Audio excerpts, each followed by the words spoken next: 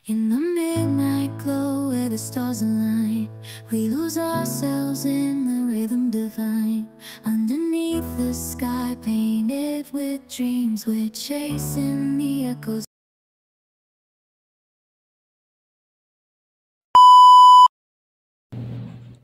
Hello mga kalingap, magandang araw sa ating lahat kung saan bansa man tayo naroon ngayon. Kamusta tayo?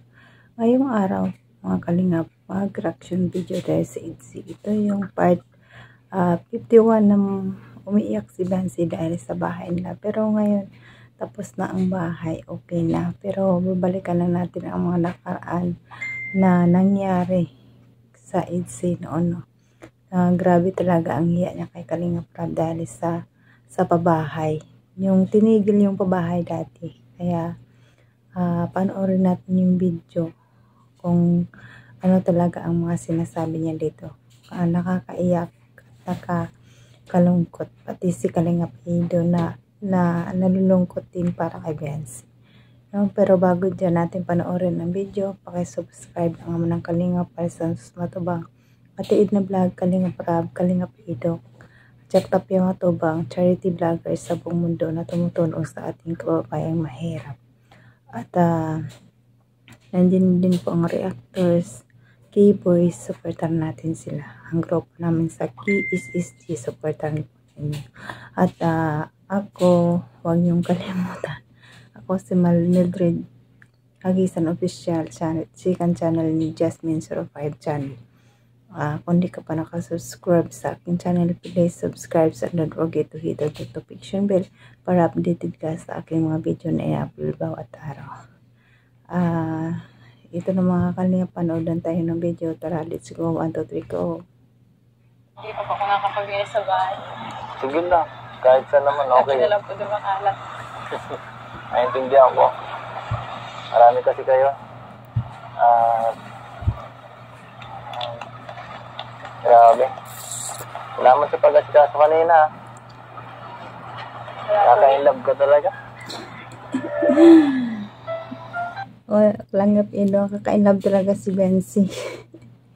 Masipag pa, mabait pa, family-oriented pa. San ka pa? Po yun, kulang pa nga po yun yung sakripisyo niyo sa amin. Nahiya na nga po ang kinakuyaran. Bakit naman? Kasi ano po, yung nagka-problema pa po dun sa pabahay.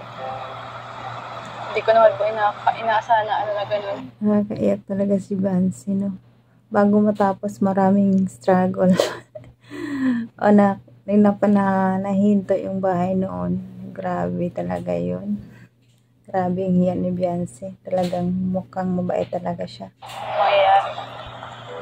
Simple lang naman po talaga yung yung gusto ko po sana yung sabi ko po sa first vlog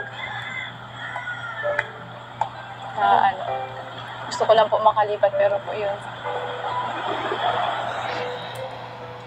Yung sabi niya kasi simple lang talaga na bahay. Basta makalipat lang sila dyan sa dagat kasi delikado. Pag tumas yung dagat, maaabot sila. Kaya yun talaga ang pangarap niya. Simple lang na bahay. Pero yun ang gusto ng sponsor. Malaki. Kaya ganyan. Pinasa na malaki po yung papagawa ko sa amin. Nakakahiya na po kay Kuya Rap. Nagawait siya. Okay lang yan. Okay lang. Huwag ka mag-alala. Kahit man Pero ngayon okay na. Tingnan nyo naman ang nangyari sa bahay. Napakaganda. Noon marami pang mga nangyayari. Pero ngayon tingnan nyo naman. Tigil ngayon. Sigurado gagawin ni Kalingap Rab ng paraan para magawa yung bahay. Siyempre nangako naman siya. Alam ko naman si Rab. Ang nangako yan, gagawin niya talaga yan. Huwag ka mag-alala. Kahit sa iba na lang po yung ibigay.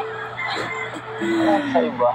Nakakaiyak yung sinabi niya ibigay sa lahat. Grabe talaga si Benzi. Kahit wala na siya, ibigay na lang sa lahat sa iba. Yun no, para sa inyo yun. deserve mo yun lahat. Deserve mo yun family. Saka hindi mo naman ano eh. Wala ka namang kasalanan dun. Okay ka lang? Iyak talaga siya. Nahiya lang po talaga kasi ako.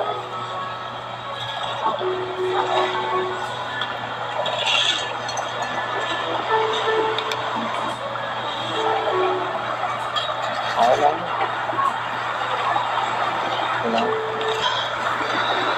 Okay lang.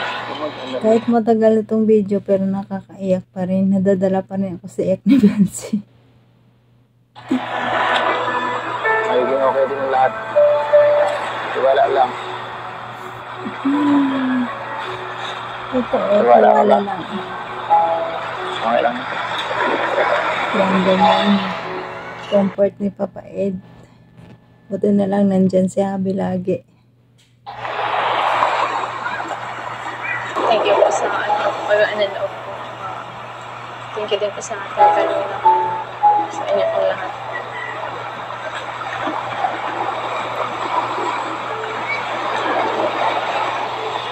Kaya natin yan. Dito man lang kami. Kung may problema, ano, sabi ka lang para at least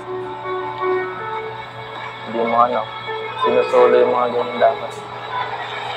Para mapayuhan ka. Grabe naman ang mga sinabi ni Biancy. Yung palang dahilan, kaya parang umiiyak siya Sa kanina. lahat. Ayan o Biancy, sabi nga ni Edu, magiging okay din ang lahat. May upuan sa tabi niya. Nilikod ng bahay. Pag nakalipat na kayo.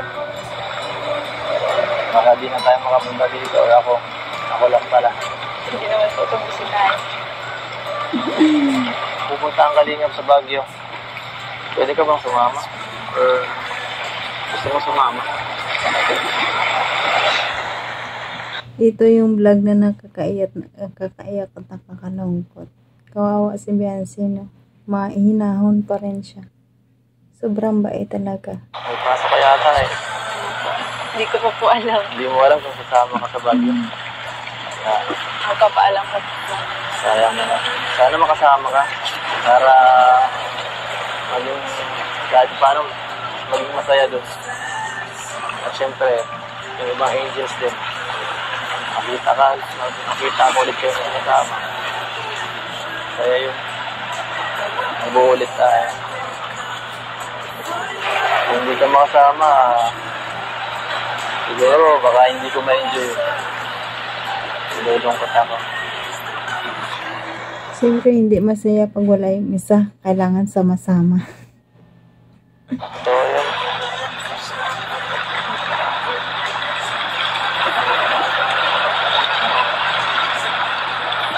Kawawa naman ang Abby dun. Kawawa naman ang Kawawa talaga si Abby. Wala si wifey. Magpaalam po ang kaya. So, ayan mga kalingap, panood naman ninyo ang video. Ayan, kahit matagal na itong video, pero pag pinapanood nyo ulit na naiiyak pa rin kayo panoorin. Nakakamiss ang mga nakaraan pang video nila. Nakakaiyak pa rin, no? Kaya binabalik-balikan natin ang mga nakaraan na video kung saan sila nakilala talaga. Grabe, dito na natin nalaman na sobrang bait ni Biancy. Mas gusto niya pang ibigay yung bahay sa iba kaysa tapusin, kasi ang sabi niya talaga, simpleng bahay lang, hindi ganun kalaki. Kaya sobrang hiya niya kay Kalingap Rab. Grabe, sobrang bait talaga, no? Ayan mga Kalingap,